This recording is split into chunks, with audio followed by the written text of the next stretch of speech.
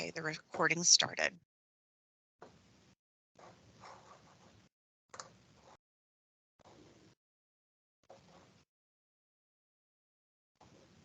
All right. Good morning, everybody.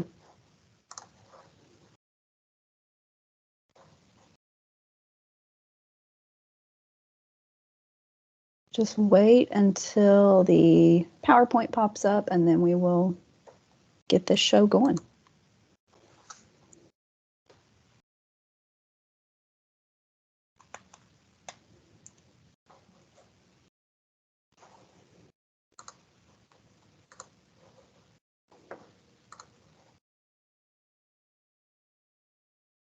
All right. Can everybody see it? It took it a second. I was thinking. Yes. Okay. All right. Good morning, everybody. My name is Lisha Tignor. I am the coordinator of school psychology here in the Office of Student Support and Wellbeing. And I have a co-presenter, Brammer, and she can introduce herself if she wants. Hi, I'm Brammer. I am the coordinator in the Office of Special Education for Speech Language Impairment. It's nice to be here this morning. So we are going to be doing a joint collaboration. So it's school psychologist and speech language pathologist. Speech language pathologist. There's irony in messing up on that collaboration that works. The way that we're going to have this presentation set up is we're going to go over the dyslexia definition as it is in, turn off some of my notifications. As it is in policy and in state code. And then we are going to go over school psychologists, our training, background, how the training we've received in dyslexia and what our evaluations looks like. Leanne will do the same, but for speech language pathologists. Then we're going to go over some tips for collaboration with evaluations and just in general, and then we'll have a little bit on the science of reading. So we will get into this.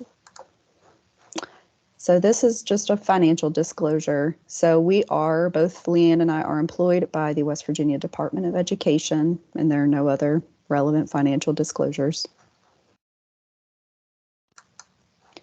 So the dyslexia definition, as defined in Policy 2419 and West Virginia State Code. So before we get into what is actually in our policy and our state code, I just wanted to give the International Dyslexia Association's definition so that you can kind of compare and contrast how our definitions look compared to the IDA's definition. So theirs is that it's a specific learning disability that's neurobiological in origin, characterized by difficulties with accurate or fluent word recognition, poor spelling and decoding abilities, and it typically results from a deficit in the phonological component of language, and it's unexpected in relation to other cognitive abilities.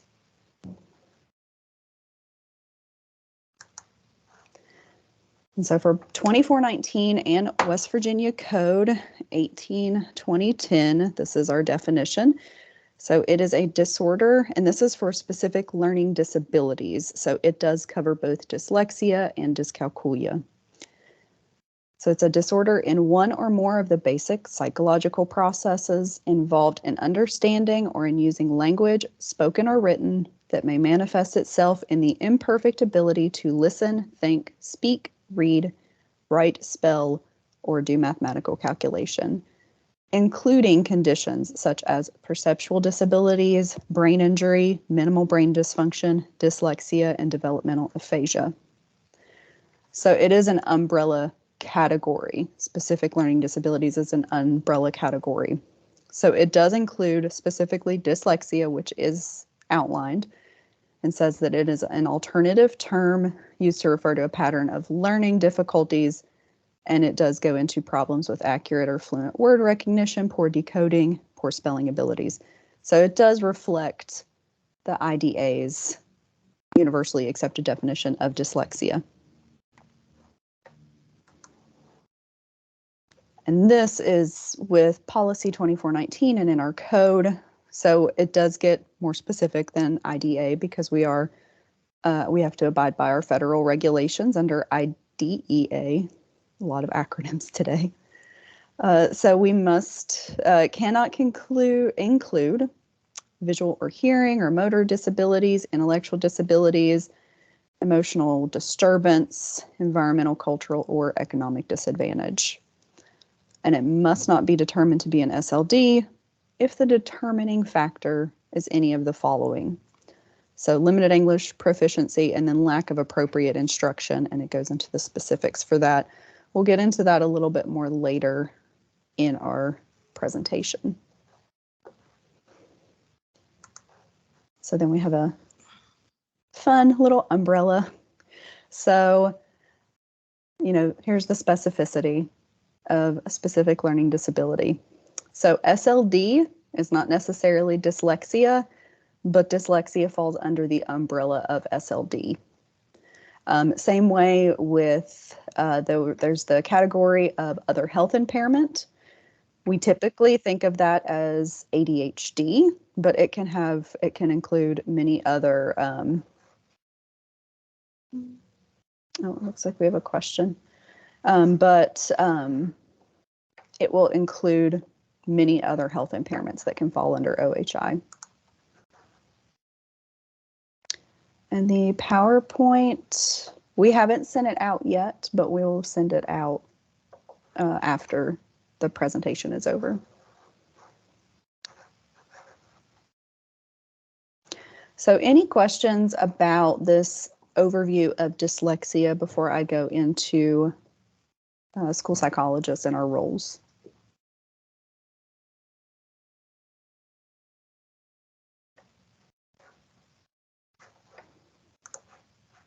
Okay, we will move along.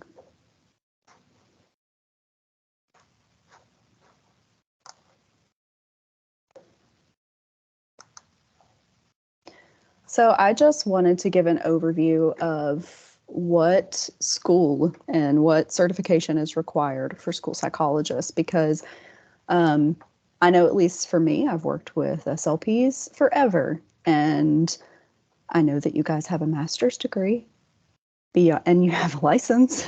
Beyond that, I don't know the specificity.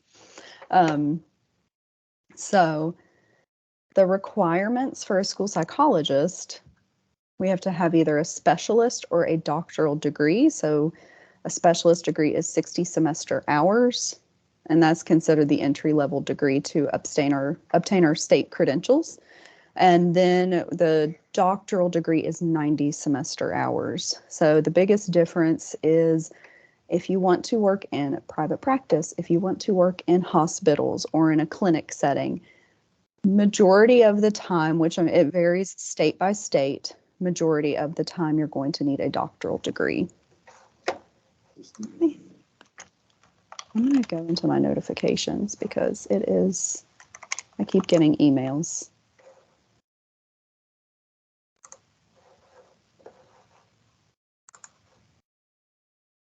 Okay.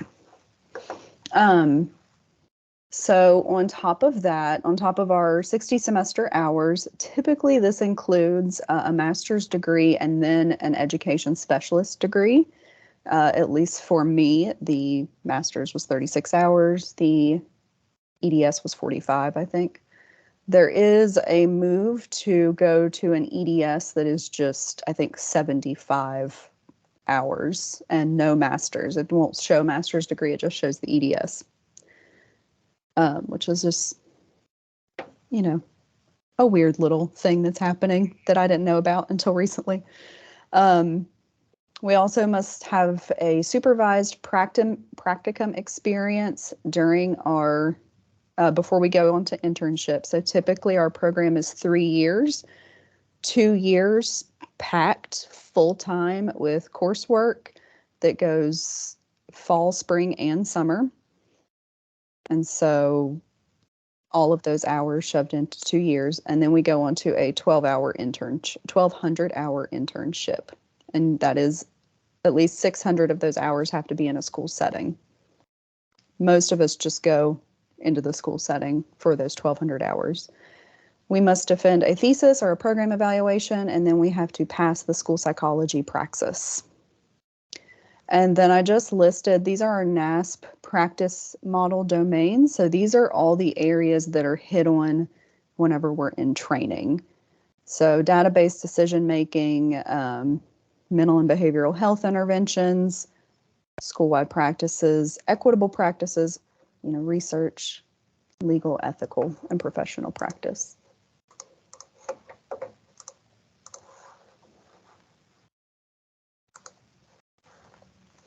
And these are just some of the graduate classes that we are required to have. And I went to Marshall's website. These are not necessarily the names that you would see for all of them, or for all programs. I just went to Marshall's website and looked up what was required. So developmental reading is one of the classes that we do have. And it's typically a special education reading class that we have.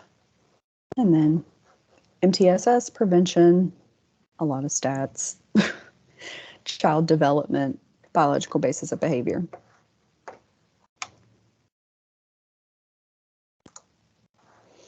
So can school psychologists diagnose? And that is a thing that can put us at odds with clinical psychs. Even, I don't expect any SLPs in the group today to know what school psychs do and if we can diagnose, because sometimes our clinical counterparts have no idea what we do and if we can diagnose. So I'm going to spread all the information I can. So first, before I get into the diagnosis piece, I want us just to remember that there's a difference between diagnosing and eligibility. So a diagnosis does not mean that a student is eligible for special education. Just like every student with ADHD doesn't necessarily need an IEP. And so this is an aspect that affects us as school psychologists every single day. Especially, I don't know if it's as bad for SLPs, but if we get an outside diagnosis of anxiety or ADHD or even dyslexia, that doesn't necessarily mean that they will meet the criteria for special education services. And that can be confusing for professionals in the school system, let alone for parents who don't have a clinical knowledge and who don't have a knowledge of special education law.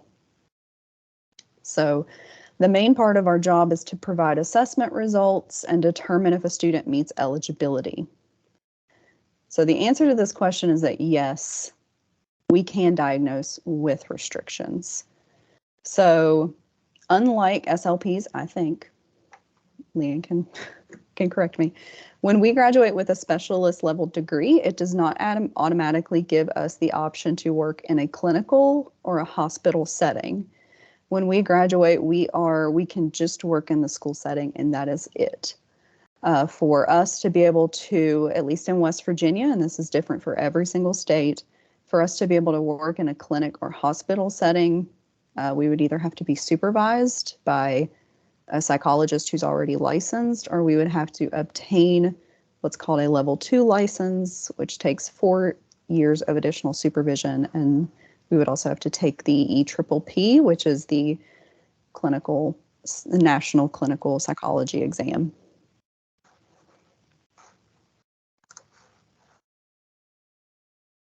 Okay, so SLPs have to have had supervised clinical practicums in other settings. Okay. So I meant to ask you this before we jumped on here and I forgot. So in West Virginia, school psychologists can make an initial diagnosis of ADHD or autism according to policy 2419.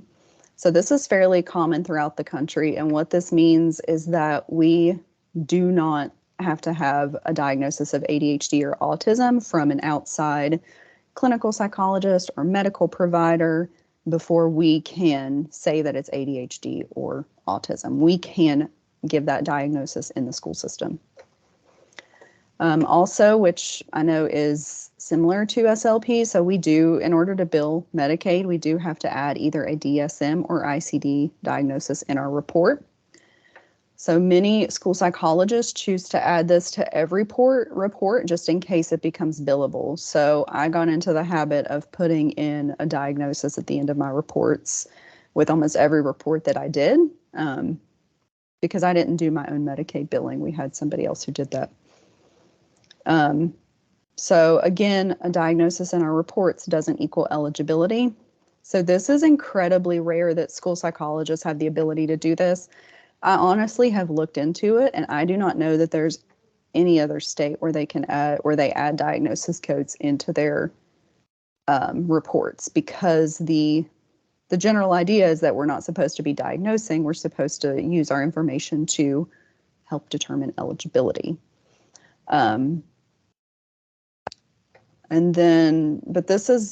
found that this is really helpful in our state because it allows more access to psychological services when there's such a shortage of services here. So, I have put, ADHD in my reports, or, I might put dyslexia in my reports, and the parents may choose to take that report to a doctor or, another provider and give that report to them and say, hey, this happened and this was the diagnosis that was provided. So I think that it can help a lot with accessing outside services, because typically psychological evaluations that we would do what we would do in the school, but a clinical evaluation is not covered by insurance, or it's very, very rare whenever it's covered by insurance, and they're very expensive. So before I go into this, any questions about our training and if we can diagnose?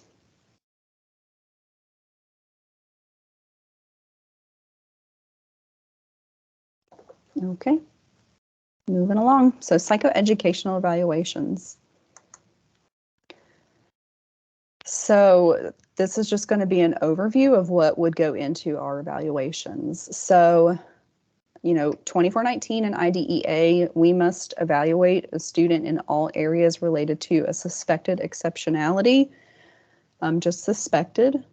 So the only two that I could really think about where we just absolutely don't have to have any involvement or would not be needed, there are other areas where we might not be needed, but there might be a request to pull us in for some evaluation.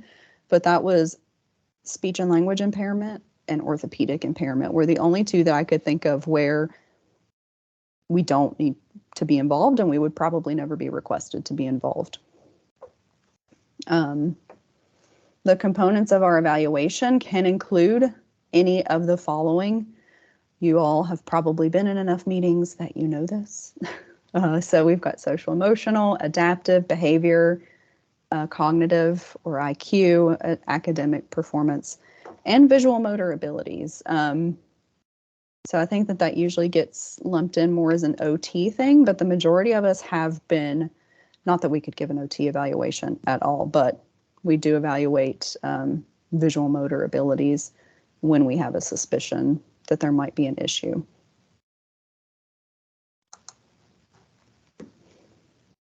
And so our SLD and related to reading and dyslexia, these are some of the subtests. I went through some of the big assessments that we might use, usually achievement tests or phonics tests, things like that. And I pulled out just some of the names of the subtests that you might see and how they relate to the big five. I know there's only 4 bullet points, but I combined phonics and phonemic awareness to save space on this slide, to the big five and how that's related to the science of reading. So phonics and phonemic awareness, some of the really common subtests that we would have in our evaluations. We've got phoneme isolation, decoding, segmenting and blending, positioning sounds, phonemic proficiency. Fluency, we've got rapid automatic naming, which is a really, really big one for screening for dyslexia. The link between rapid automatic naming and being at risk for dyslexia or reading difficulties is a really strong relation. Orthographic processing and fluency, oral reading fluency, vocabulary, both receptive and expressive vocabulary tests, reading comprehension, and reading or word recall. So I'm really curious, any SLPs in here who had no idea that we hit some of these areas as much as we do?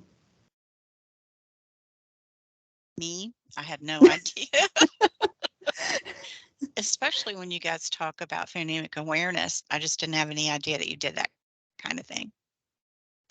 Yeah, and I guess I didn't realize that SLPs might not realize that. So yeah, Leanne and I were that was kind of what sparked this presentation to come up, was whenever I mentioned that. And Leanne was like, I had no idea that you guys went into phonemic awareness and phonics. And I was like, oh yeah, we do that.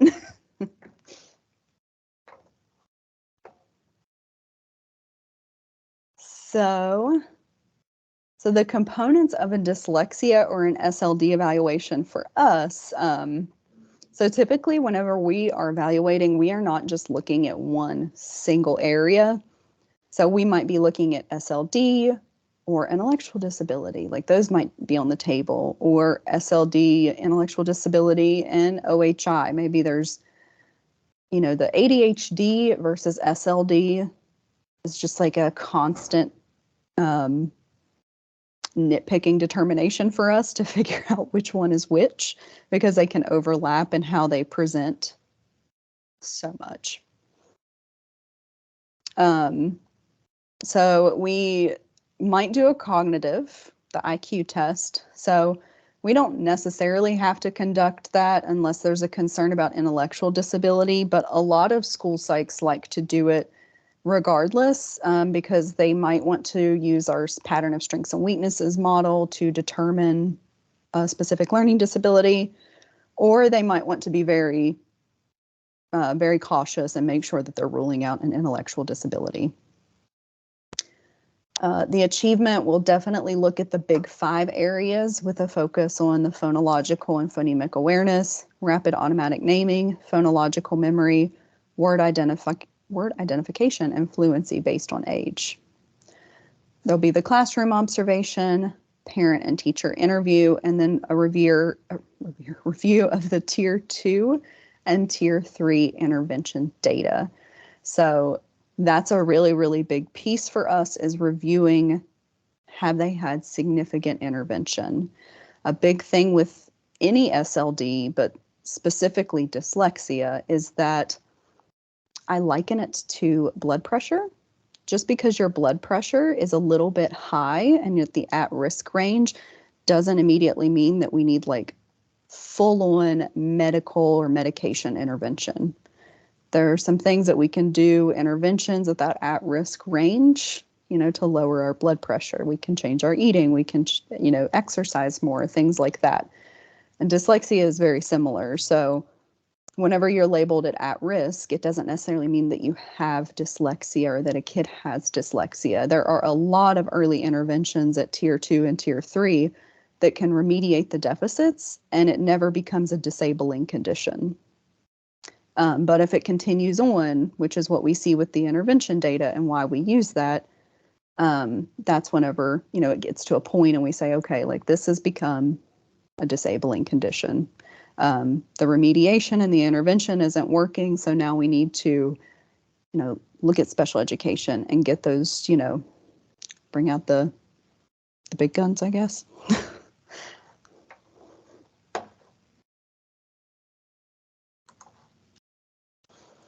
So for school psychologists and interventions for dyslexia, I put on here that we can provide some academic intervention. I know that I was trained to do so. Most of us have been trained to do so. It's probably not the best use of our time, especially when there are others in the building who are way more specialized, have received way more schooling about this than we have.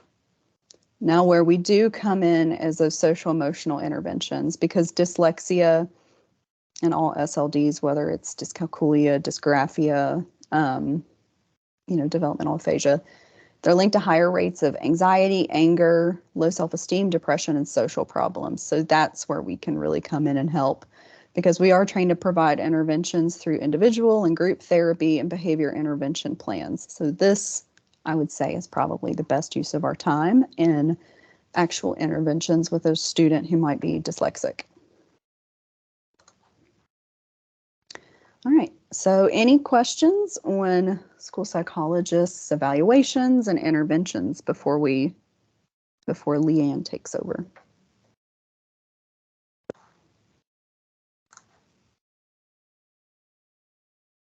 Okay, I will stop sharing so you can take over.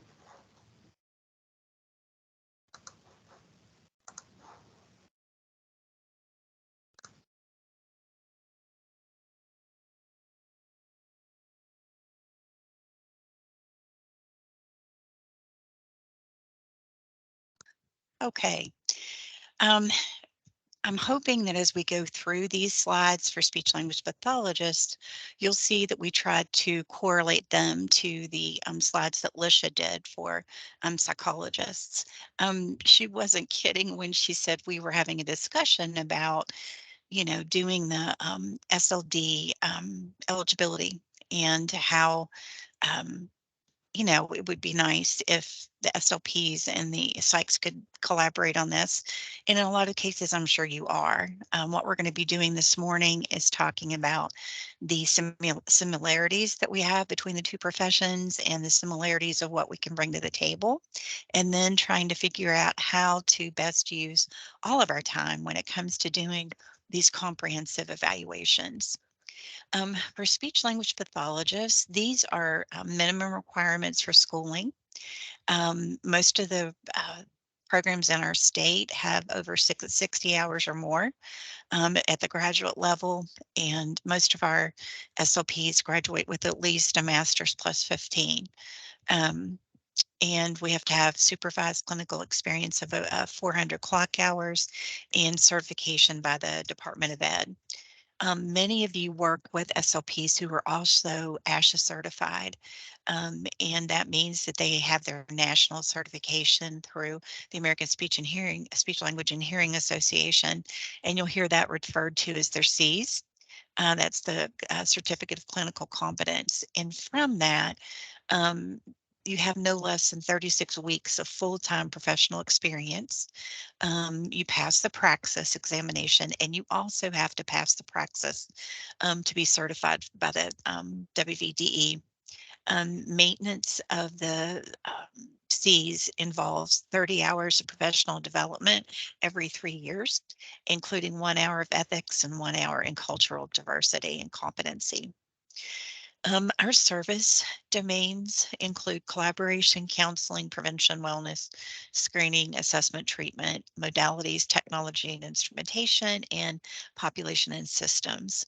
And we can do service in regarding fluency, which is stuttering, speech production, which is articulation, phonology and motor planning, language, which is spoken and written language. So listening, processing, speaking, reading, writing, and pragmatics. And you'll notice that so far I've already listed several of the big five that Lisha talked to us about. Um, and then cognition, attention, memory, problem solving, executive functioning, voice, resonance, feeding and swallowing, and auditory habilitation or rehabilitation. So we have a pretty broad scope of practice, and each one of those areas has a skill set that belongs with each of those delivery areas. Um, as far as prerequisites and graduate courses that we have related directly to dyslexia or something that might be involved with it, we have to have had some training in social behavioral science, phonetics and phonology, language acquisition, speech and hearing science, and introduction to audiology.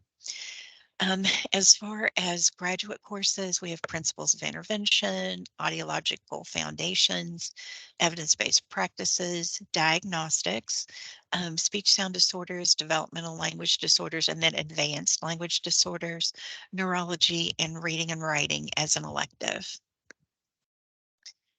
So when we get to the point that we're talking about, can an SLP diagnose? Here again, I'm going to refer to what Lisha said. When you're working in the school system and you're working under IDEA, the important thing is that you are looking for um, to determine whether or not the student meets the three prongs of eligibility. A diagnosis of an impairment doesn't mean that the student meets eligibility for special ed. And our example for that is not every student with a speech impairment will meet the eligibility for speech sound disorders. We also get prescriptions from doctors recommending therapy and recommending services, um, and even times at some point. But, our job is not to fill prescriptions here in the educational setting. Our job is to determine if a student has a disability. And in order to meet that eligibility, they have to have not only the impairment, but they have to have the educational impact, and they have to require specialized instruction. Um, the answer to the question is yes. And we run into the same issues that psychologists do as far as having to put a diagnosis code from the ICD-10 in our reports in order to bill Medicaid. The fine line that you have to walk with that is you can say that they have that diagnosis, but then with your recommendations, the recommendation needs to be that the eligibility committee will discuss the results and determine if an IEP is warranted because the student is eligible for services.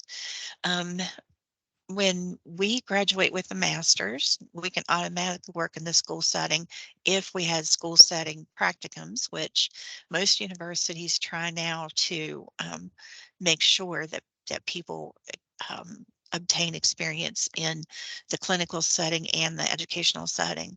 Um, and we've had cases where students have opted out of that and then come to the school system, and they've had to go through the process of getting that experience before they can be WVDE certified. Um, we also can work in the clinical setting and the hospital settings if we have the additional credentials of the Cs and the West Virginia Board of Examiners licensure. A lot of people who work in the school system do have that, and that's so they can have the option to work in any setting. And I apologize, I have bronchitis again, and so I'm gonna have to take a drink. All right. Um, According to Policy 2419, a team of qualified professionals listed below should be involved in determining if a student has a specific learning disability. At least one person qualified to conduct the individual diagnostic evaluations of the student, such as a school psychologist, speech language pathologist, or reading specialist. And so that means that, on this call, we have two of the three people who can make that diagnosis and do those evaluations. There's going to be some overlap in our evaluations, and that's the reason we wanted to talk today. In West Virginia, in order to bill Medicaid, we do add the ICD-10 to our reports, and this is just an example of that mixed receptive expressive language disorder. Just because they have that diagnosis does not mean they meet the other two prongs of eligibility. And that's all from Policy 2419. And when it comes to our evaluations, um, when we're testing for dyslexia, parents and educators desperately want there to be a single measure that can be administered every student to make the call of dyslexia.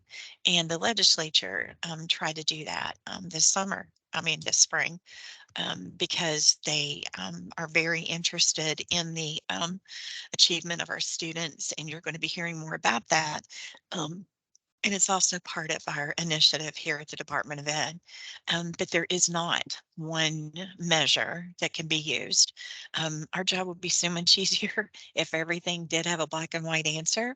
And I don't know if psychologists are this way or not, but SLPs definitely want a black and white, this is what you do response. And unfortunately, because everything has to be individualized for students who have disabilities, there isn't one answer for anything. So Even if it did exist, IDEA and Policy 2419 state that eligibility can't be based on one measure. The EC must not rely on any single procedure for determining eligibility, and that's in policy as well. And I have been saying that a lot to the SLPs as we've done our policy training this year.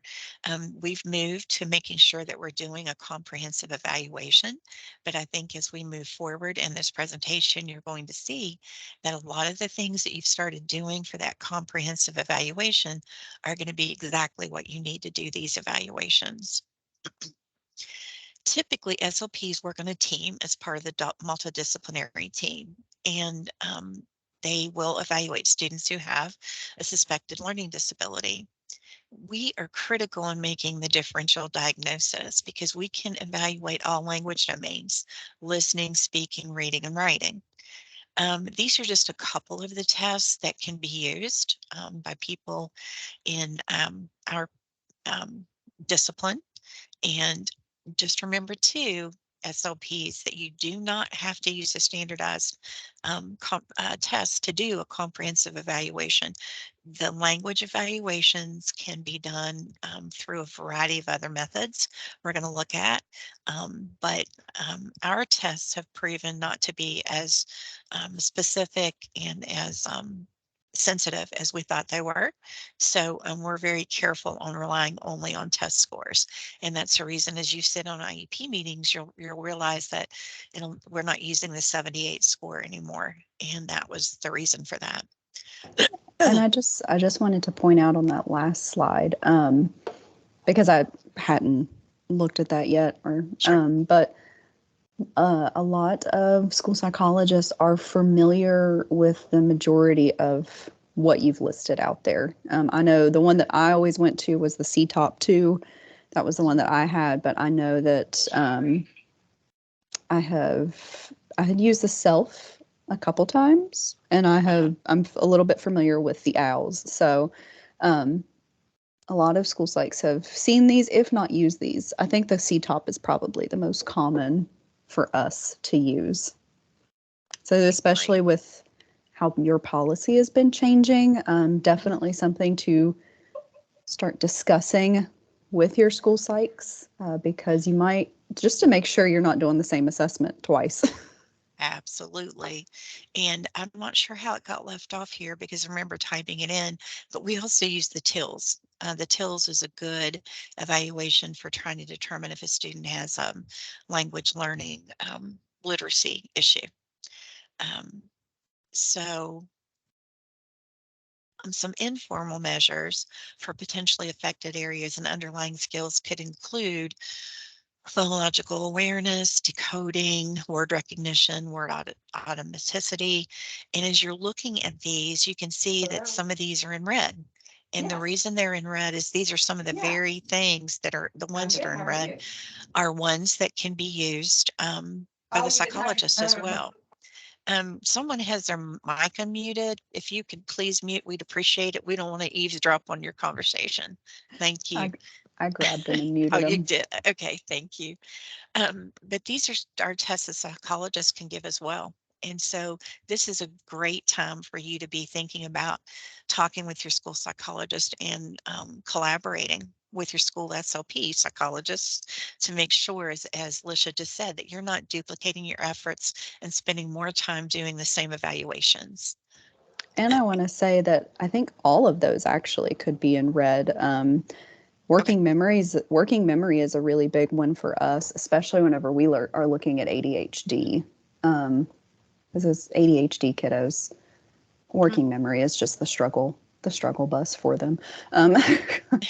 Um, but yeah, we typically look at word recognition, reading comprehension, and spelling as well. So we overlap a lot more than I think we've Yeah. realized. Yeah, we really do. And I think too, if you'll look at these, you'll realize that your school, I'm not sure what they call it in every county, but we had our special education specialists who did our reading and math evaluations, and they're also going to have some of these tests that they're giving. So, trying to make sure that you have a good multidisciplinary comprehensive evaluation for these students isn't that hard to do. The only thing we're saying that you're going to be changing is, instead of doing our little siloed reports where the SLP comes in and does her report of her information and the psychologist and specialist do the same, we're just saying that you need to talk with each other and collaborate. Maybe, help each other do some of these things, determine who's going to do them, and make your work, as everybody says, like, many hands make light work. But you'll also still have all the information that you need to help that student. With the changes to policy 2419, we did change our evaluation and eligibility criteria as part of the policy. And that was because of research that's been out for the last probably 15 years. The way we were doing our evaluations was not appropriate any longer. And we were just doing strictly receptive and expressive when we're thinking about how students use language, they don't divide it up in receptive and expressive. It's more composite um, accumulation of those skills and how they function together. And so that's one of the reasons we're saying you don't have to have a standardized evaluation if you can gather all the information you need without it.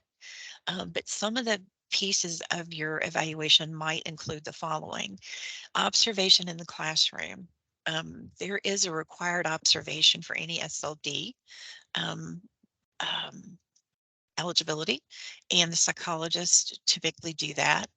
And so does a special education specialist.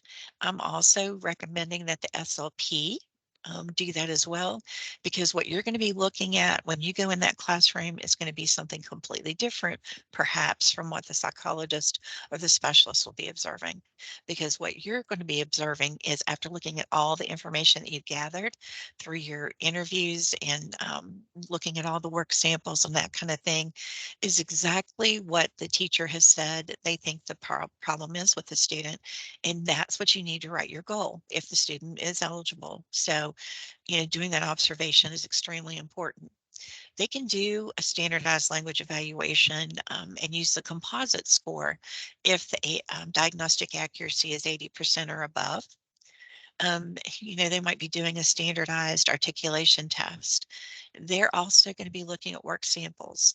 And, while we are not professionals at evaluating work samples,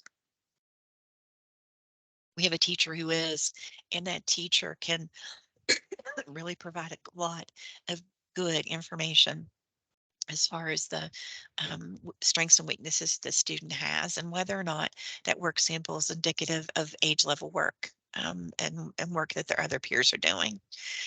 Language sample analysis. Language sample analysis, especially narrative language sample analysis, has been proven to have a high correlation with students who are going to have reading comprehension issues.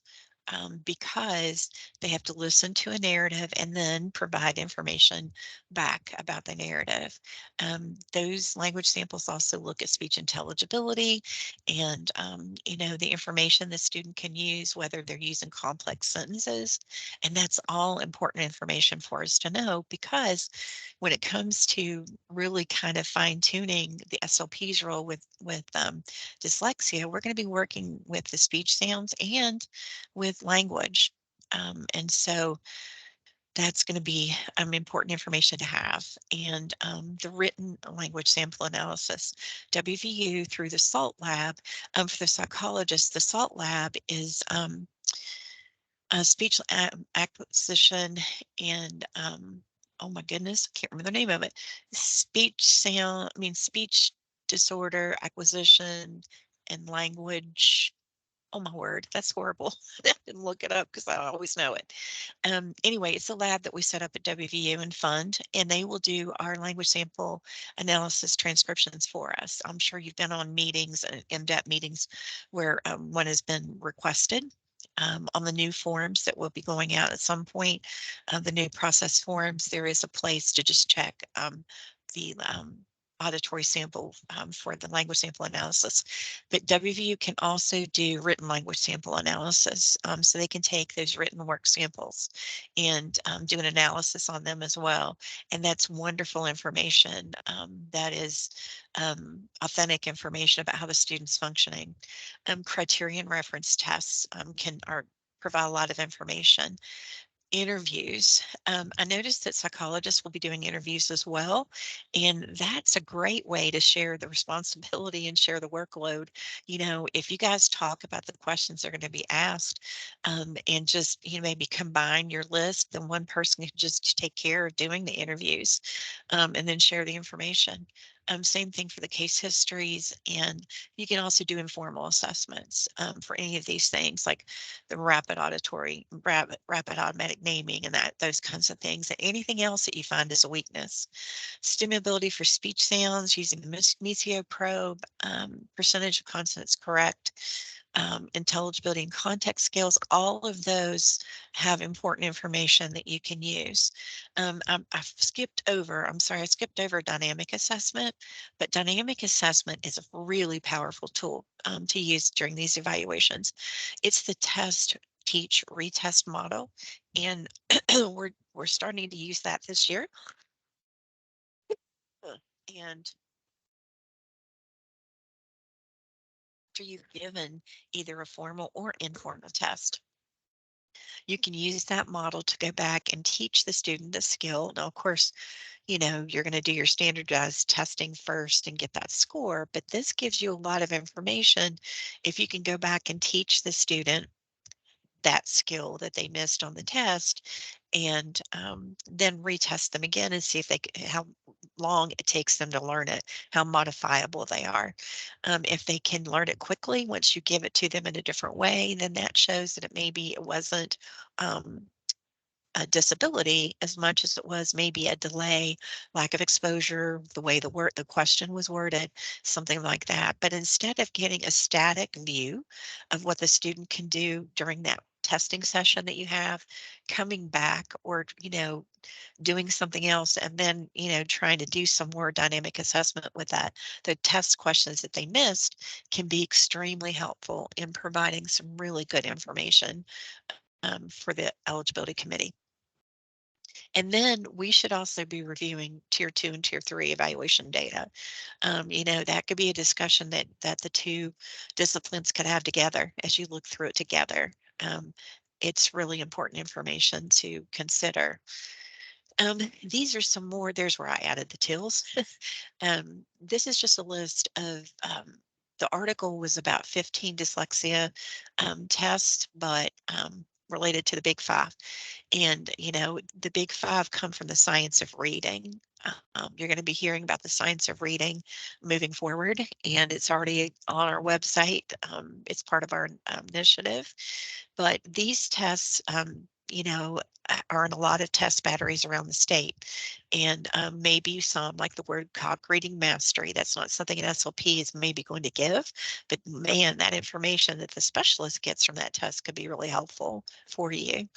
Um, and then like the silent reading test and those kinds of things are not ones that we would typically give, but could provide some information if someone else does. And then added 15 because I did add the TILs to that. It does give a lot of good information. The role of SLP is critical and direct in the intervention for dyslexia. Our role revolves around our skill set in regards to phonemic awareness and language. Um, phonemic awareness was even in the definition, and phonology is one of the components of language, but the other components of language are involved as well. And so that's the reason our role is really critical.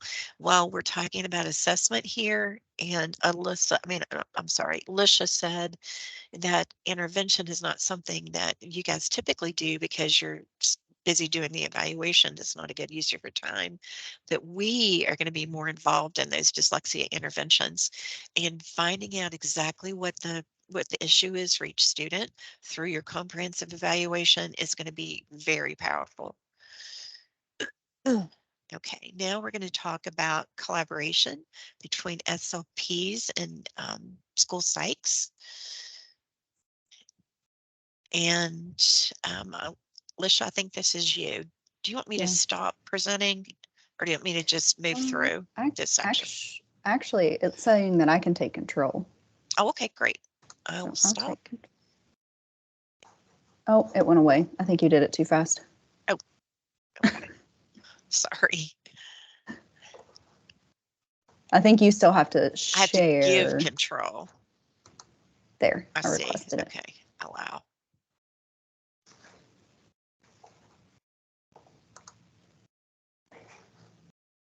Do I have control? I think I do. Okay. Well, maybe I don't. I see my little cursor floating around, but. Yeah, I do too.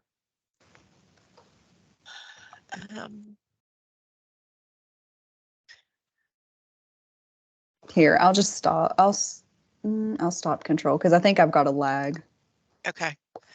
And then I'm going to stop presenting. All right. Okay, you guys, we didn't practice this part.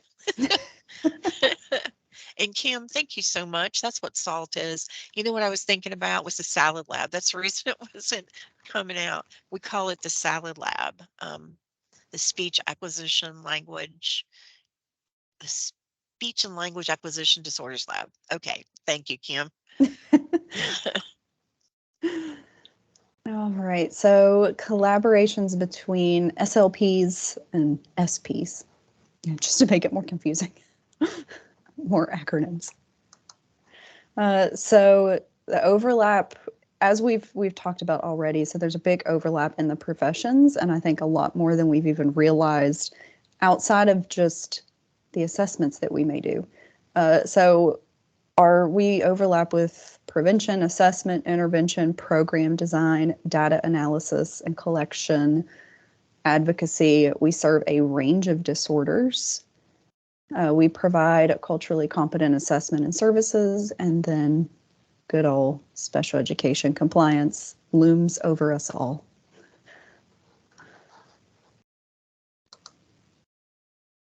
And then our high leverage practices.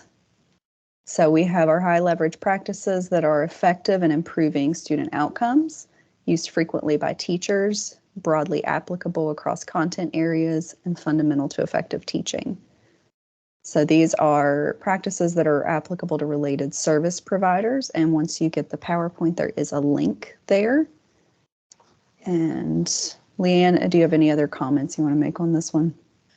No, just that it was these high leverage practices were delineated through a collaboration between the Council for Exceptional Children, the Council for Exceptional Children's Teacher Education Division, and the Cedar Center. It's just something that teachers are familiar about hearing, and in special ed, we did some training for special ed directors last spring about high leverage practices and how important they are for educational progress. So we wanted to make sure, that we talk with you guys about these too. And here are some more. So they're grouped into under four areas. So we've got our collaboration, which is our entire presentation. So to collaborate with other professionals to improve student success, assessment, using that data and analyzing the instructional practices and make necessary adjustments so that we can improve those student outcomes, our social and behavior, and then instruction. So, I think that psychologists, we don't really hit under instruction, but, the other three are definitely very big high leverage practices that we use every day. And I think too, with the instruction piece, SLPs are going to be using all of these, I think, and the instruction piece, the SLPs can use to plan their goals based on some of the information that was found through the evaluation completed by the psychologist. So I think we'll be touching all four areas of the high leverage practices during this collaboration. And I mean, depending upon how instruction is thought of, we may hit under it, but probably not as hard, I guess, or as intensely as an SLP would. So the benefits of collaboration. So I did find a study, and it was a very recent study. I meant to grab the citation for it and the link, and I didn't, so I have to go back and find that.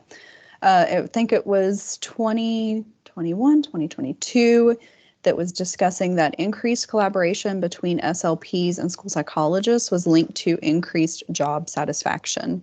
But this was dependent on whether one professional views the other as competent.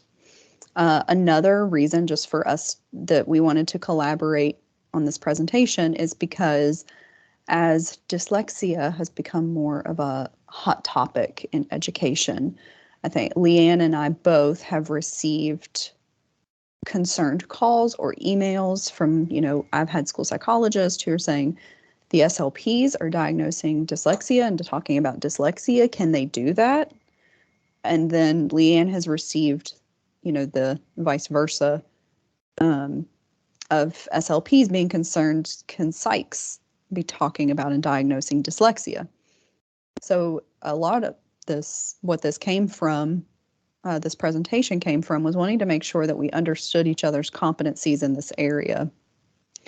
And another, to increase that job satisfaction through collaboration, both the school psychologists and the SLP need to develop a shared framework, which will come from open discussions about their professional opinions, hence this webinar.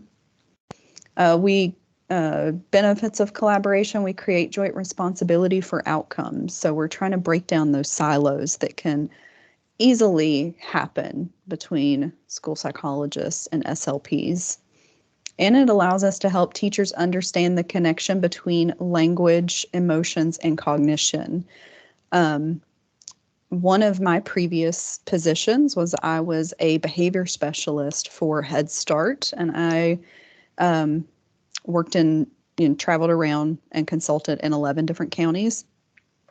And, we're talking 3 and 4 year olds, and I would get called in for very, very extreme behaviors for 3 and 4 year olds, aggression, throwing chairs, et cetera, et cetera. And every time I went in there, my very first question was, have they had a speech evaluation? Have they been screened? Because of that communication frustration that comes from speech difficulties. And I would say, I'm guesstimating here, but I would say probably 3 out of the 4 kids that I dealt with who had those really extreme behaviors, there was a speech component. There was communication frustration involved. So I think that's a really big thing to be looking at with collaboration, especially in those severe behaviors. We don't think about that too much whenever it comes to SLPs, but communication frustration is especially in the younger grades, is such a trigger and, like the linchpin for extreme behaviors.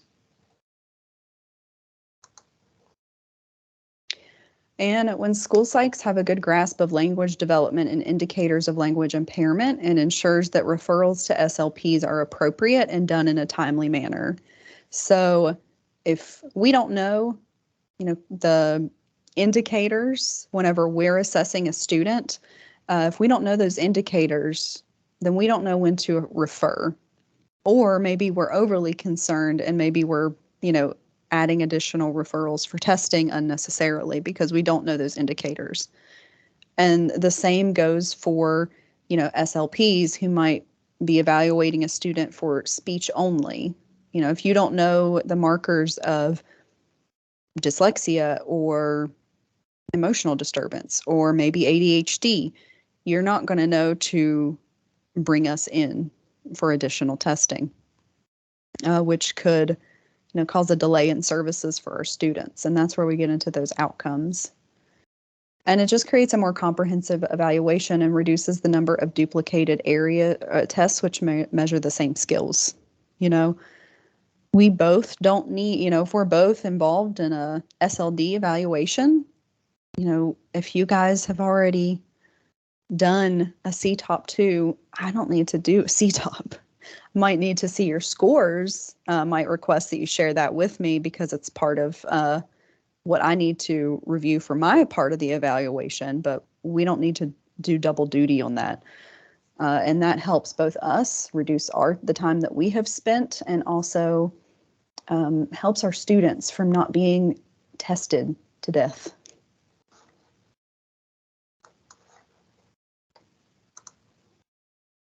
And these are just some tips that I came up for collaboration. So have a meeting to explain each other's roles in depth in order to get a shared language and mindset. So what do your days look like? What do you consider to be your areas of expertise?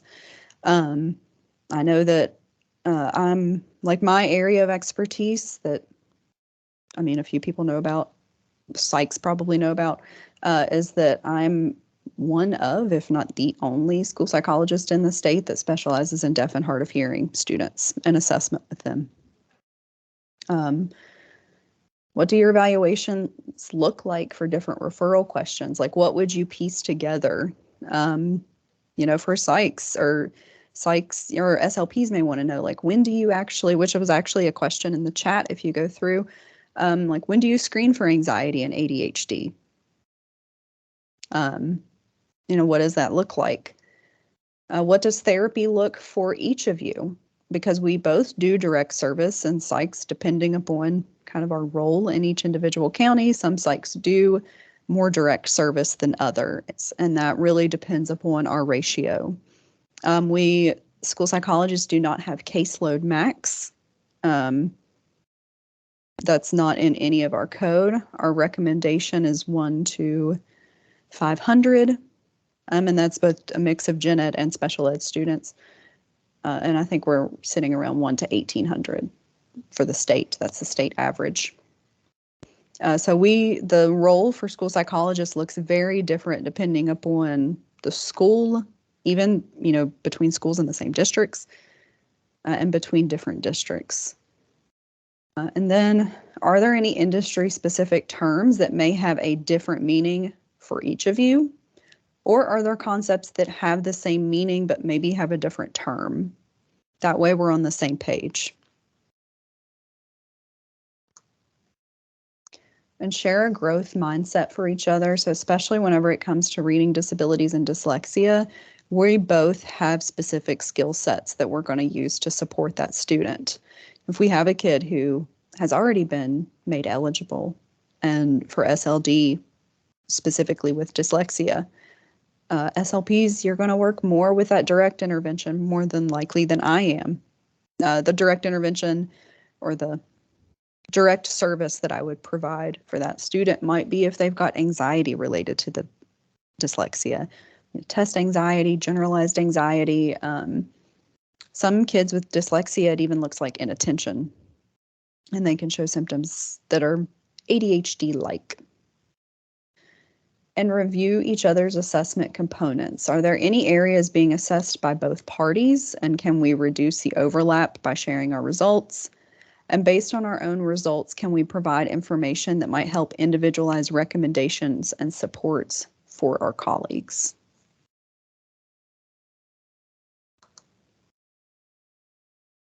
And these are just our effective collaboration strategies. Leanne, want me to go over this, or do you want to go over it? I can go over it real quickly. If you just control the PowerPoint, that'd be great. Okay.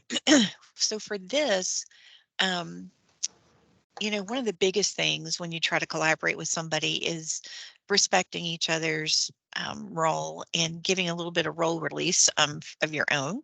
So, trying to develop and agree on a shared vision and mutual goals is extremely important.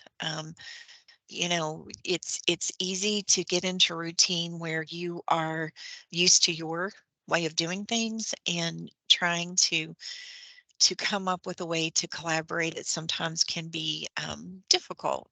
I know one time I was doing a training on collaboration and we were talking about SLPs going in the preschool classroom to provide service. And one of the SLPs was telling me that she had talked to her best friend who was a preschool teacher and said, "Can I start with you? I'd like to come in and observe in your classroom a little bit and then do my activities with the student that I have in your room during your, your teaching and doing your centers." And the teacher said, um, "Are you here to spy on me because of the principal asked you to do it?" So I think trying to make sure that you develop that shared vision right off the bat is extremely important, and making sure that you have mutual goals.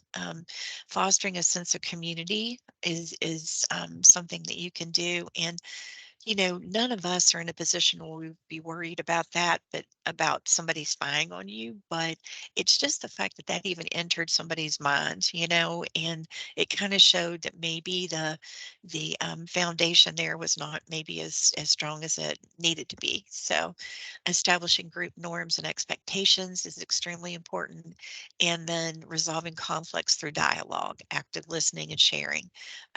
Being able to talk through and come up with a consensus is extremely important. And then set an agenda for the team. Um, and I don't know about you guys, but I know that would have team meetings, with students with autism, for instance.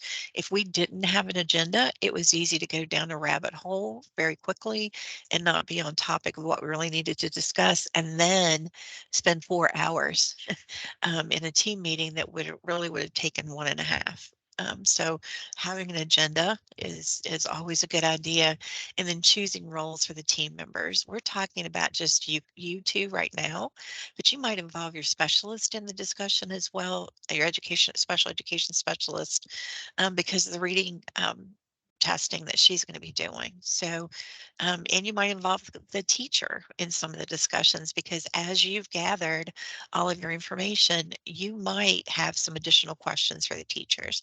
So, choosing team member roles like a recorder and a timekeeper, especially, and somebody who can kind of keep the discussion on track and not let it go down those rabbit holes, is extremely helpful.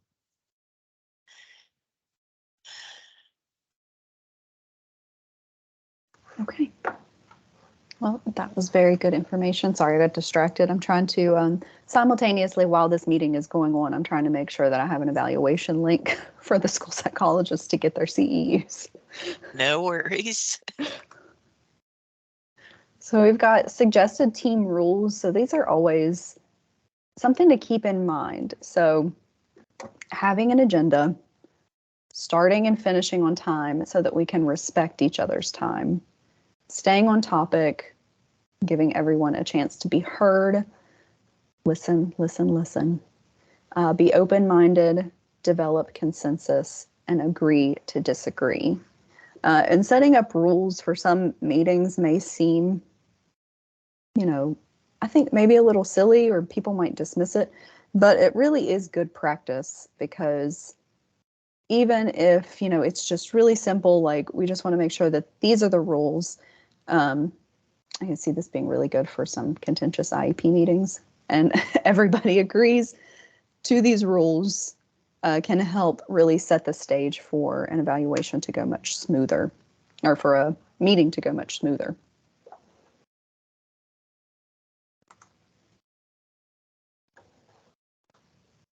And so do you want to go over this one? Sure, I can do that. Um, if there's one thing that COVID has taught us, it's the fact that we can collaborate on teams. So many times when we would talk about collaboration in the past, everyone would say, "I'm not at the school the same time the psychologist is. We share a room," that kind of thing, so that I can't be there at the same time. And so it was always, but there was always a reason why the collaboration couldn't take place. And we understand that everybody has time issues. There's no doubt about that. But doing this collaboration, I think you're going to see, can save everyone who's part of the collaboration time, because you're not going to be wondering what tests you need to give and what kind of information the other disciplines are going to bring to the meeting, you're going to know. And so I think that's very important. So, using teams to collaborate is a wonderful way to make sure that you can collaborate wherever you are. And you can set up folders for each student under files in your collaborative team. And as you're going through, one of the things that the SLPs are doing this year, trying to show that educational impact, is they're looking at the general summative assessments, and they're looking at all the testing that's been done in the classroom, like Dibbles or iReady and those kinds of things. They're looking at report cards and trying to find information from any either classroom testing that's been done or other achievement testing. And so those kinds of things can be uploaded in files. And I know psychologists typically, when they go in to do MDETs, especially for reevaluations, are looking at those kinds of things. So having that information that one person gathers and shares in the files could be a great time saver.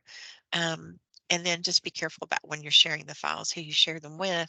But you can post messages to each other in that Teams group and not have to keep up with emails.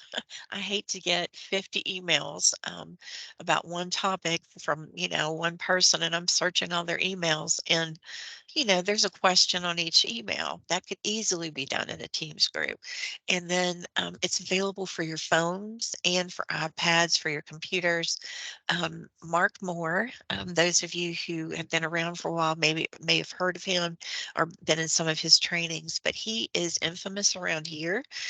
He's our Office 365 guru, and he does really short and sweet tutorials, and that is the link to his Teams tutorials that would give you all the information if you're not familiar with how to set up a team or how to set up files and share them.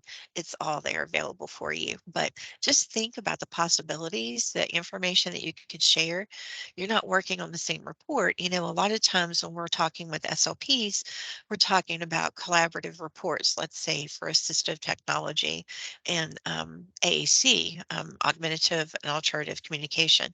With this, you're not doing a collaborative report, but you can have, all the information that people are considering in some notes to each other and, hey, I didn't have time to do a receptive expressive vocabulary test on this student. Do you have time when you see them to do it? Those kinds of things could really help your time management and your evaluation process. And I do want to say for those, specifically Kanawha County people, but any of you that might be on Gmail, there are equivalents to this on Gmail, and you can share files with each other. You can password protect the files, which you can do with Microsoft as well. And also, I didn't think about this, but it just something that Leanne said sparked, made that connection. Jonathan Shank and I are working on updating our specific learning disabilities guidance document, and we actually have forms and explanations on how to do that data analysis piece, so that you can look at for that intervention data. So with the Dibbles or iReady, and be able to determine rate of improvement, gap analysis, and things of that nature. So Jonathan's put together actually a great step-by-step form where you can just kind of plug in all of the benchmark scores and it spits out the information that you need. So that is good. I think that's good information for everyone to have. Absolutely. Okay. We'll get into some more collaboration. Is this your piece, Leanne, or do you want me to go over it? I can't remember. I can do it real quickly. It's okay. It's just because it was added at 8:45. That's why. Bless your heart. Um, um, this is from policy as well. So much of what we do is related to policy. And so we always want to make sure that we point out when it is. Eligibility committees have to draw upon information from a variety of assessment tools and strategies. And that's one of the things that I've really been stressing this year with SLPs is that we have to have a comprehensive assessment. We can't just rely on one single measure. And this is just where it says that in policy. You have to do more than one. You can't rely on just one. And eligibility for SLD services should be made using an MTSS framework. And we have to repeat, we say that all the time in the psych world as well, that it has to be multiple data sources. So, if all of the MTSS data and that intervention data is leaning towards, an SLD, but maybe on their achievement testing, I don't know, they're at the 12th percentile or something a little bit above what we would typically look like, because it's an approximate range on their 12th percentile on their achievement test. That shouldn't be an immediate rule out just because they hit that 12th percentile. We have to look at all of the pieces of that assessment data. Same thing for whenever we're looking at ADHD. It's not uncommon to have a student with ADHD where it's affecting them in the classroom, or maybe some classes, but not all classes, or it's affecting them in class and at home. And it's determining if that is significant enough for them to meet eligibility criteria. And that would be based on observation, on our rating scales, on parent interviews, so that multiple data sources to ensure it's a comprehensive evaluation. One more thing about that, just real quickly, is just a reminder that the parent has an equal role in the eligibility committee discussion. So their input is extremely important and should be noted. Yes, definitely, because we may be the expert in speech or in mental health or in education, but they are the expert on their child. They might not have the correct terminology, or they may not have the terminology that we have to be able to express what's going on with their kid, but they are the expert of their kid. And so from 2419, it does say that we have to use an MTSS process. So we did put MTSS process, but the state-specific framework for MTSS is WVTSS. I'm on the WVTSS steering team, and I know that's gotten some confusion. But using an MTSS process and comprehensive assessment, the eligibility committee is going to determine eligibility for an SLD based upon the following standards for comparison. And we'll get into each standard. There are 3. So each standard must be discussed at the eligibility committee and have documentation. So standard 1 for eligibility, so this is the level of learning. Level of learning, the way that I always look at it, is all of the data that we're collecting, like that intervention data. We're looking at that level of learning before they've been referred. So that is going to look at oral expression or listening comprehension, basic reading, fluency, reading comprehension, math calculation, math problem solving, and then we have the documentation. So it can include standardized assessments, anecdotal teacher records, student classwork samples, cumulative records, and then formative assessments that have been administered pre and post instruction. And I say typically it's before they get to, that's the stuff we would look at before they get to referral, but typically. So then we have rate of learning or patterns of strengths and weaknesses. So this is where these are 2 big areas for school psychologists. Pattern of strengths and weaknesses is where we do both cognitive and achievement assessments, and we look to see if there's a pattern of strengths and weaknesses with their cognitive profile, and if that aligns to the pattern of strengths and weaknesses that we see in their achievement profile and their academic profile. So that's pattern of strengths and weaknesses. And then rate of learning is really just focusing on the appropriate interventions at tier 2 and tier 3 within the MTSS process and looking at their rate of improvement during the time of whenever they were getting those interventions. So we're going in and instead of our data analysis, our data analysis focusing on those standardized cognitive and achievement assessments that we've done, instead of focusing as much on those, we still do pieces of those. We focus much more heavily on data analysis and looking at the interventions that were provided through an MTSS process.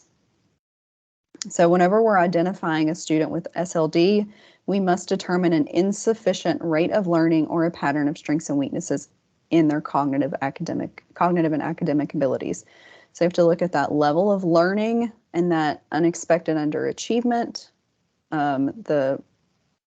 have to look at the rate of learning or pattern of strengths and weaknesses. And then let's see, is there anything that I've missed? Oh, so the standard is met when the student's learning rate or growth towards target skills is substantially below grade level peers and based on progress monitoring data, which is where we're looking at that intervention data. A reasonable rate of progress cannot be projected even when the student is provided supplemental intervention instruction of reasonable intensity and duration. So documentation for this is the progress monitoring data that's been collected before, during, and after of targeted and intensive instruction, and then records indicating specific instruction provided, including frequency and duration. So you may be wondering, rate of learning, data analysis versus patterns of strengths and weaknesses. Like what's the difference here? So if a psychologist is using a pattern of strengths and weaknesses model, they don't need as many data points from the MTSS process as they would if they're doing rate of learning. So if we're doing rate of learning data analysis through an MTSS process, we are looking very comprehensively at probably 9 progress monitoring data points, and that progress monitoring has happened weekly or biweekly. And we need a lot of data points to be able to effectively do rate of learning. So rate of learning for a psychologist and looking at SLD really becomes a collaborative team effort.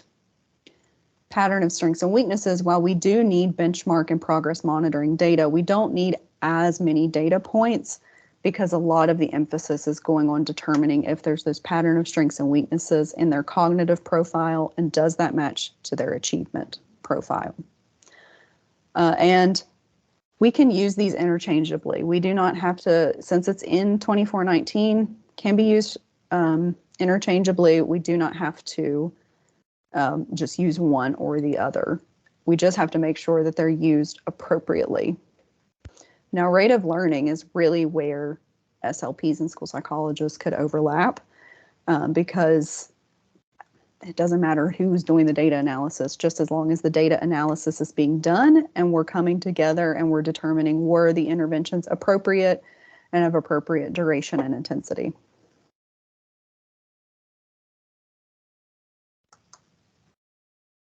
And then we have standard 3. So this is a big one where school psychologists come in as well as the exclusionary factors.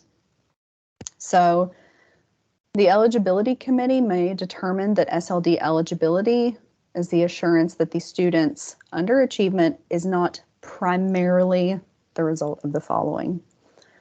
So there's visual, hearing, or motor disability.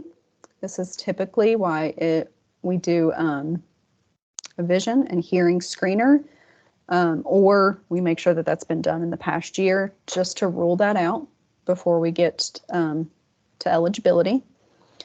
Intellectual disability is a big one. So that's really where we come in to make sure that we've ruled out an intellectual disability.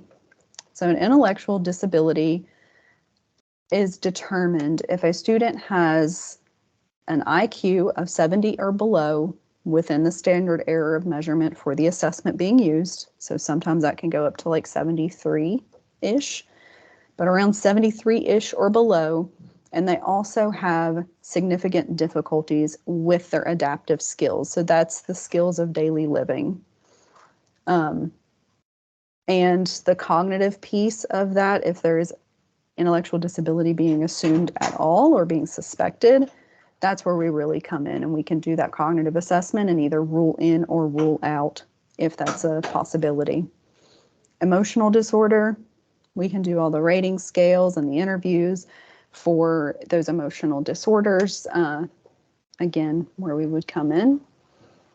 Cultural factors, I think that's more of a team looking at those cultural factors and how that might be impacting, especially whenever we're looking at cultural factors. It says down at the bottom, cultural factors mixed with limited English proficiency. Those typically go hand in hand most of the time, not all the time, but most of the time. So that's really where we would also need to collaborate with SLP and with English, an ELL teacher, if they've had those services. And then environmental or economic disadvantage. And that one's a difficult one, especially whenever we live in West Virginia. But that being said, we also don't want to not make a student eligible if all of the other data supports it because they're poor, or because of the environmental disadvantage.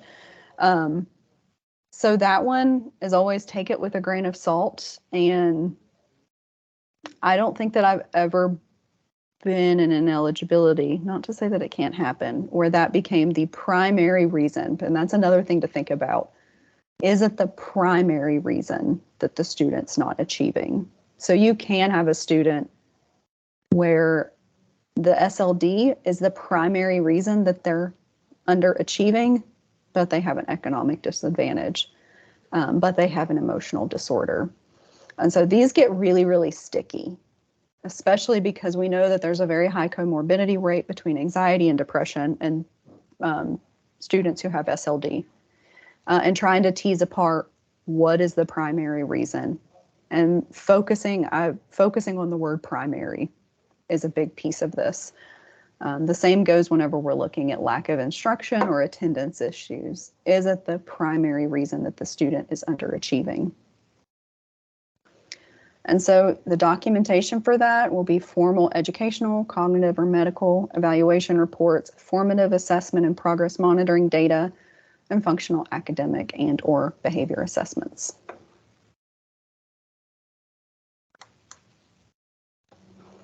And then our West Virginia Department of Education initiative. I know that the psychs have probably heard about this. I've sent it out in some of my newsletters. I'm sure that SLPs have seen our new initiative. Let's see if YouTube works. Yeah, it should if you click on the link at the bottom. Did you share the sound? No, can you hear it? I can hear it. Okay. I can hear it.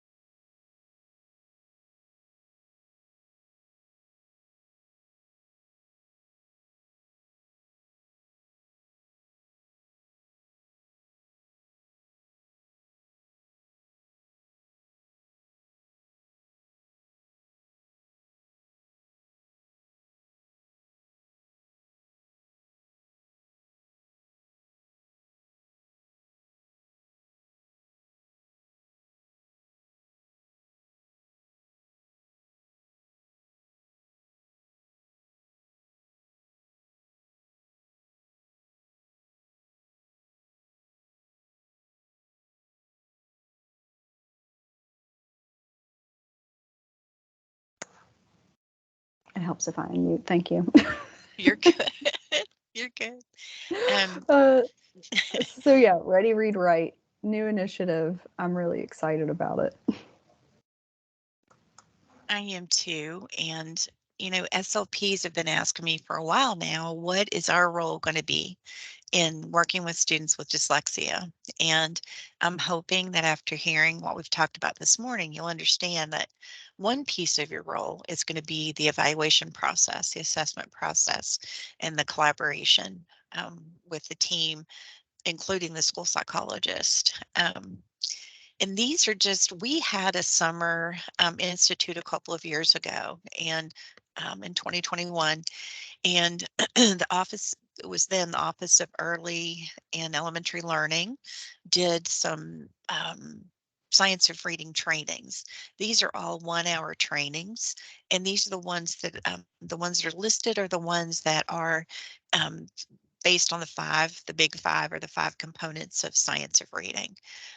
So we just put these on here in case anyone wanted to be able to look at it over the summer or get more familiar with it. And these go pretty specifically into each of the five areas.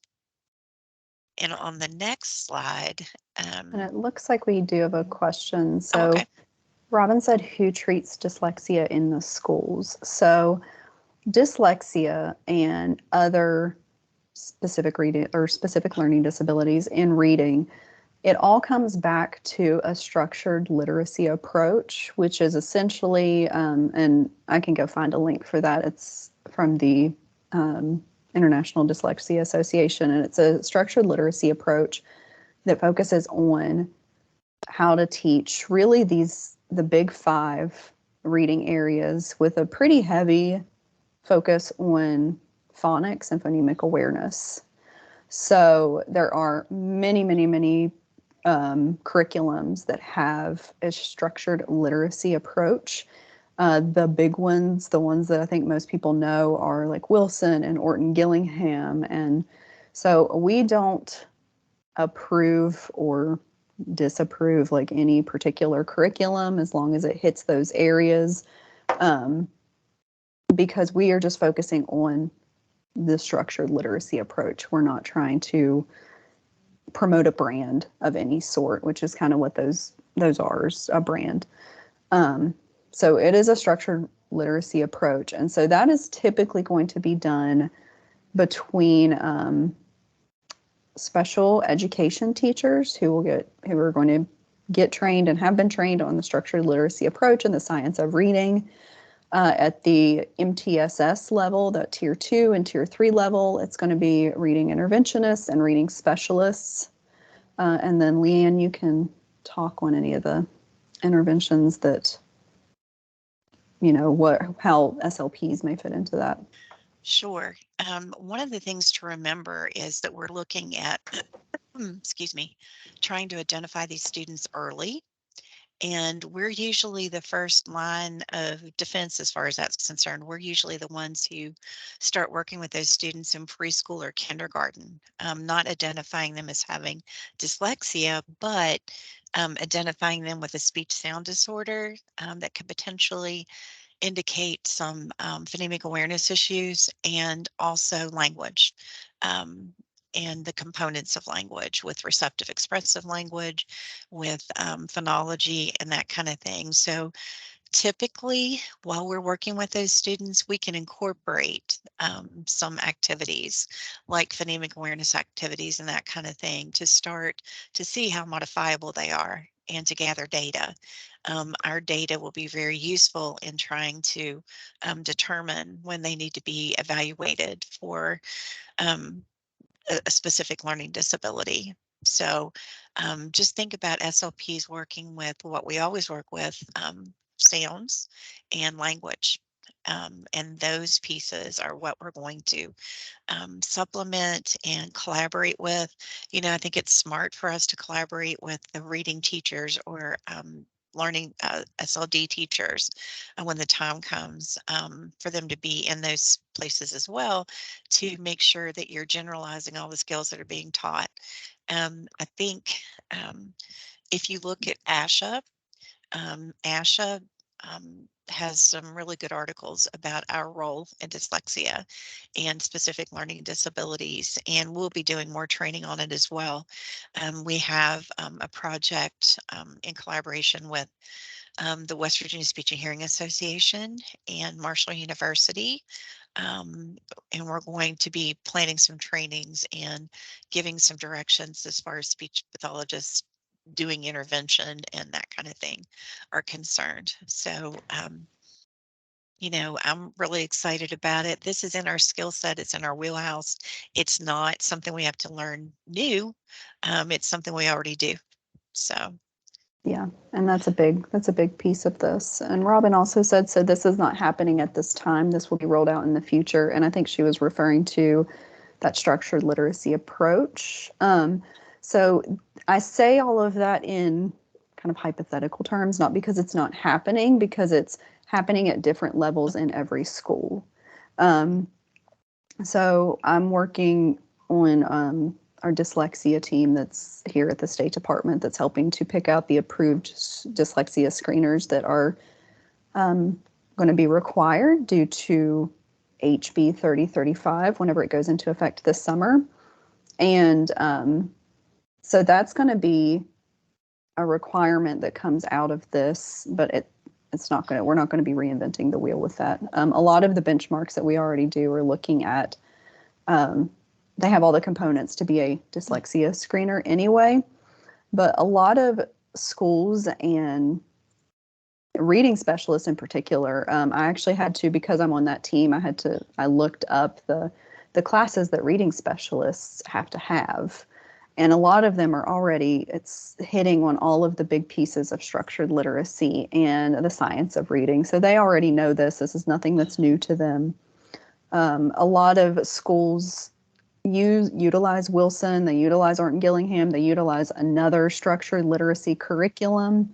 So it's not new, it's just being used at different levels right now. But with this read, ready, write approach, it's going to be more heavily emphasized, and there's going to be a couple more like professional development pieces that come out of it for educators and professionals.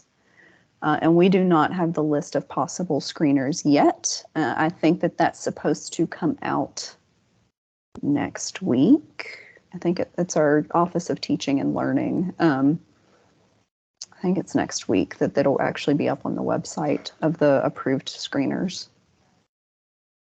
and just remember too that here again, there's not one approach, there's not one screener. It's going to be based on the needs of the student. So don't look for a black and white answer for all of this. It's, the approved screeners mean there are several that can be used that meet the criteria, and don't get stuck in thinking, oh, we have to do all Orton Gillingham or we have to do all Wilson. It just depends on the needs of the student. Yeah. And most of the benchmarks that we've done, that the school already, because it's already been a requirement for years that schools do a benchmark for reading, beginning, middle, and end of year. Most of those screeners, like the things that come out of the progress monitoring and the benchmarking with iReady, Dibbles, that kind of thing, a lot of that either already hits the markers for being a dyslexia screener, or there's just like a couple pieces of that same iReady or Dibbles or whatever that need to be added into it to make it a dyslexia screener. Lisha, there is a question from Emily. So who's responsible for administering screeners? It's going to be however it's already done at your school. So typically, I think classroom teachers already have to do the benchmark assessments anyway. And the screeners are just going to be, like a small modification to what they already do. So we're not saying that they're going to do their benchmark for reading and they're going to do a dyslexia screener. That's not what we're trying to do. We're trying to modify that benchmark screener that benchmark test / screener that they already do at beginning, middle, and end of year to make sure it has all the components to be considered a dyslexia screener. We're not trying to reinvent the wheel. We're not trying to add more work. It's just going to be a couple tweaks in what is already being done in the schools. But just knowing that that screener is available and the information in it is available is something good for you guys to all know so that you can ask for that, look at it, see what the progress is, that kind of thing, and what areas were weak when they did it originally. Yeah, and I'm Um, not as familiar with iReady, but I know Dibbles. Like Dibbles already, the components of a dyslexia screener are, does it look at the big five, really, depending upon grade level? Reading comprehension isn't going to be appropriate for a kindergartner. But phonemic awareness is a big one. Letter sound, correspondence, that's a big one that might be a part of it. I forget all of them. For a little bit older, fluency and like Dibbles, I know hits all of those anyways. mhm. Especially like kindergarten and first grade, phonemic awareness and oral reading fluency and all of that, those are already on Dibbles. Well, I see that Melanie has a question about what role do you see the SLP, who also has an Orton Gillingham certification, play moving forward? As Lisha said, the department doesn't provide guidance on any particular program. The fact that someone just determined they wanted to get that certification for themselves is great. But we're not going to be saying anything, at least I don't anticipate us doing that. Like, if you have an Orton Gillingham certified SLP, this is what they will do. That would be more a decision that your principal and your special ed director probably would make about how they would incorporate your skill set into the um, resources and services that are provided to the children in your schools. But good on you for getting that certification. Hmm. I know that those are hefty certifications to get. Absolutely. All right. So these are the 1 hour. She went over this, the science of reading training. I just want to let all of the psychs here know, and I don't know how it works for SLPs, but for the psychs, we do have so many hours for our national certification that can be considered self-study. Hmm. These, if you want to review these on your own, they can be considered under those self-study hours. So keep that in mind. That sounds good. And this is just some more information from our website on the science of reading. They actually have sections for educators, parents, and the community. So, through the educator resources, there were some really good pieces of information there, and they've tried to make some really short, informative videos, and they had short videos for every one of the big five, so the fab five. So um, that's just a resource for you to have too, to become more familiar with it. And as Alicia was saying a while, I keep saying Alicia, I know better. Alicia knows. I've said a while ago. This is stuff we're already doing. So I don't want anybody to think, oh my goodness, now we've got to do all this stuff for dyslexia. The SLPs being able, and the psychologist and the reading specialist being the people who can identify students with a learning disability has been in policy since at least 2017 and before that. So don't think that this is a new policy update. We're just trying to provide a better way for you guys to be able to collaborate, gather the information, and present a united front to the parent too, and make it a good experience for the parent so that there isn't disagreement or tension at an IEP or an eligibility meeting or an IEP meeting about who's responsible for what.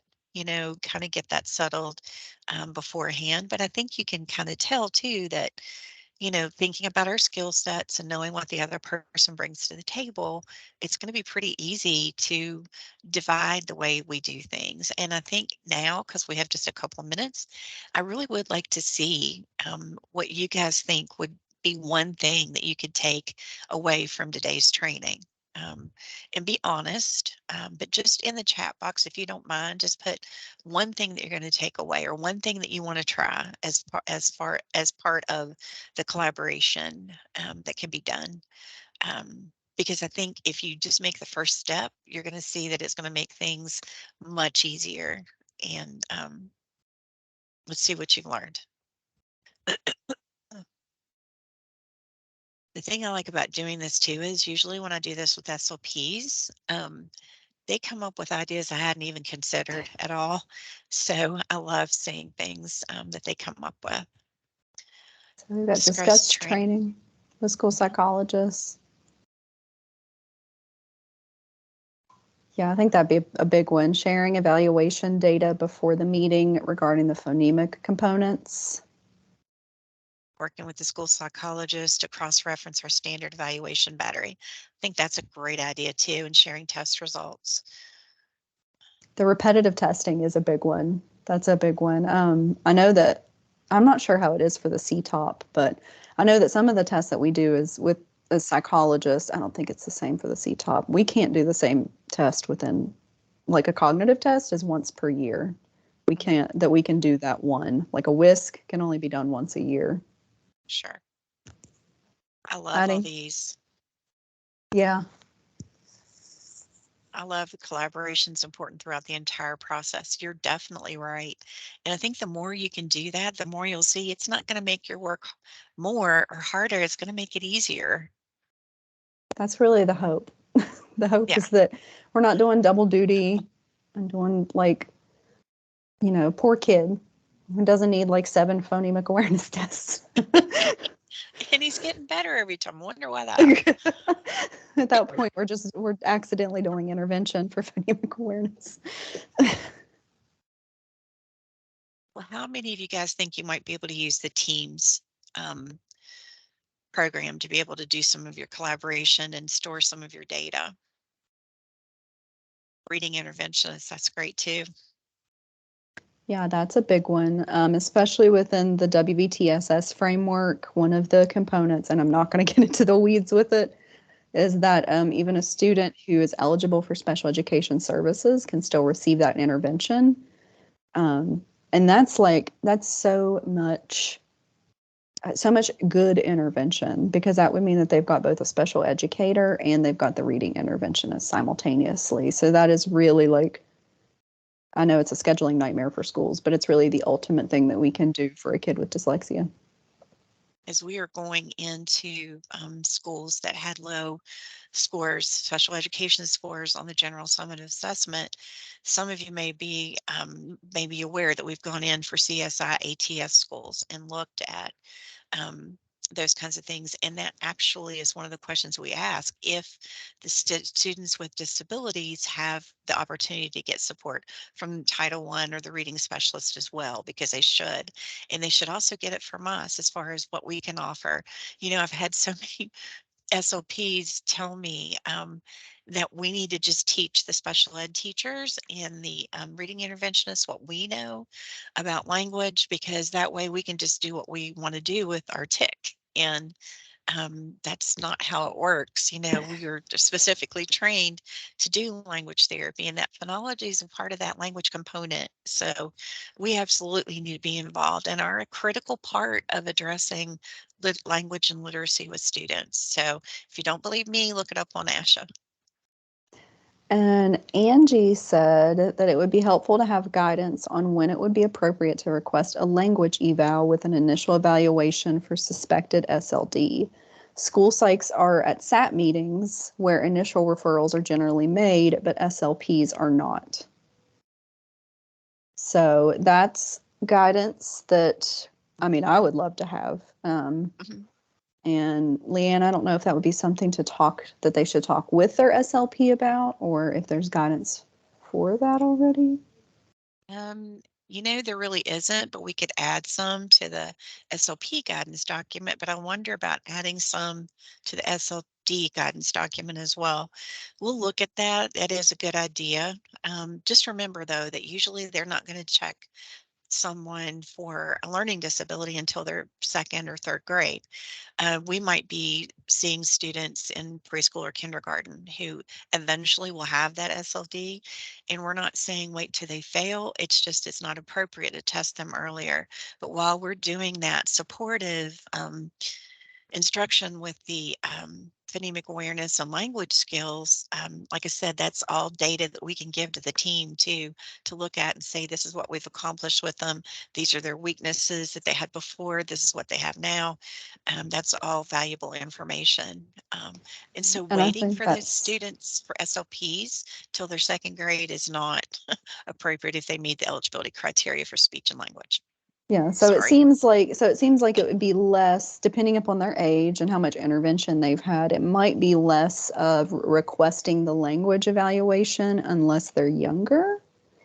Um, and seeing if they've already had speech and getting that data from what services they had. Because I know that I've had more than a few evaluations where I knew that they had had speech, but I didn't think to go and get that data from the SLP of like what interventions were done and what was focused on. Because that can definitely be something that, especially if like, the interventions were, a lot of phonemic awareness was discussed and that was an intervention that was done, that's going to be more data to support SLD as an eligibility category. But we will talk about it and we can think about what guidance to add to the SLD guidance document. Sure. And not all school psychologists are at SAT meetings, so that is definitely a thing that happens. So, but I know that there are a lot who are, so that's something to consider if you are there. And if you're not there, discussing this with whoever's chairing those meetings and who's coordinating those meetings. And who can administer the CTOP?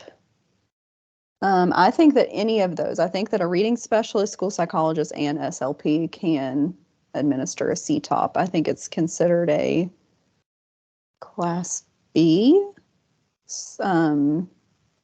meaning that you have to have a master's degree and this is all off the top of my head, and knowledge of assessment practices, but you don't have to be a psychologist. The ones where only a school psychologist I know could administer them, assessments that only a school psychologist could administer would be like the behavior rating scales, which are looking at ADHD, anxiety, depression, etc., and the cognitive. Okay. Heather asked about um, getting more information on the areas of oral expression, listening comprehension, and the overlap with speech or language impairment. We can definitely look into that, Heather. In a lot of states now, they've changed the eligibility category to specific language disordered instead of SLD because there is such an overlap. So we will look into that and try to provide some more information related to West Virginia.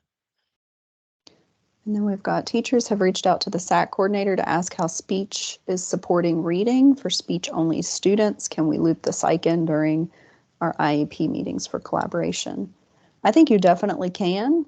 Definitely you can ask, or maybe, and I say ask because depending upon how thinly your psych is stretched, it could definitely be a consultation, before the IEP meeting to, look over data and give, and, provide assistance with it if they can't get to the meeting.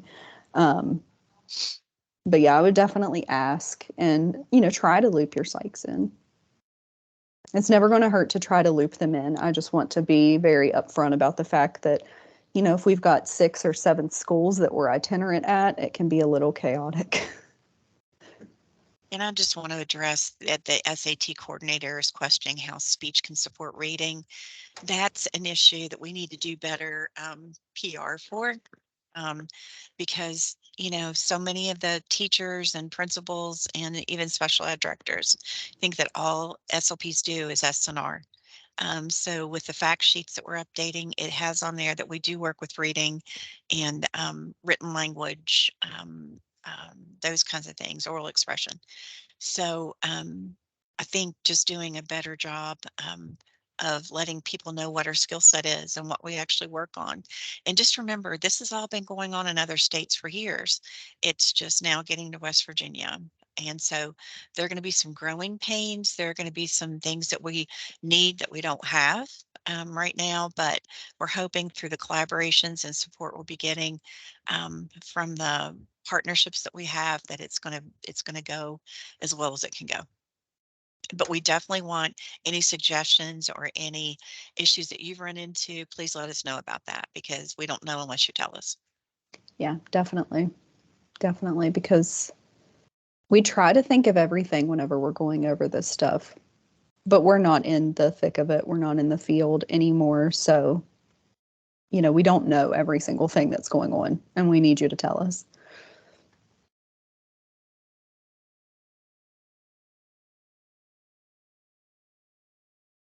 Hmm. Tanya said, whenever I first started many decades ago, we did do this.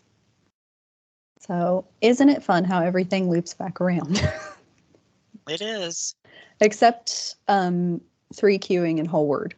Hopefully that just stays dead.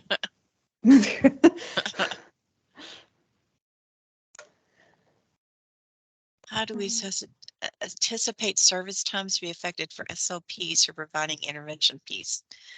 Well, we've been talking about it a lot for the last 7 years that I've been here. The fact that all of our services don't have to be half-hour sessions twice a week. There's nothing that says that. It needs to be individualized for the student.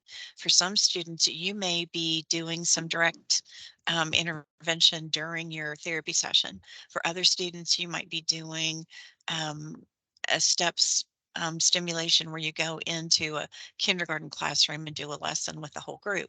You might be just consulting with some classroom teachers. It's hard to answer that. I'm not going to say, the answer is you have to individualize it for the student. And remember, you offer a continuum of services. It's not just direct or nothing. Um, so, just be open to offering what that student actually needs. And as you start doing that, it's gonna get easier. It's just for right now, that half-hour session twice a week is our routine. It's our practice. It's what we've done, and we've pulled them out to our room. A lot of this stuff might be done in the gen ed classroom, and you might be pulling small groups over so that you can, help some other students too, besides the student you're targeting. I know that people used to do phonemic awareness in some counties. We didn't do it in Kanawha because we had Title I teachers in almost every school, but there were some where they would do the PALS program, I think they called it, or phonemic awareness program, and I think Kathy Knighton even gave out kits. So, it just depends on how your county looks at things too, but just be flexible. And I do see there's one question here that's how do you advise we address SLD concerns when a student is chronically absent? So I almost have like a scripted response to this one. So one big thing is that chronic absenteeism is not an immediate rule out for SLD. So you can have a student who is chronically absent who also has an SLD. It's going to be up to the team to determine which one is primary. Now you may be looking at me and saying, okay, well, like, how do I do that?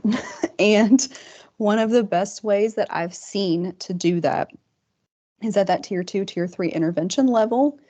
And if your SAT team or tier 3 team, whatever you want to call it, come together and try, and I've had where we've brought in the principal, we've brought in the social worker, we've had the counselor, and we have had a concerted effort to get that student in for, even if it's 4 weeks, 6 weeks.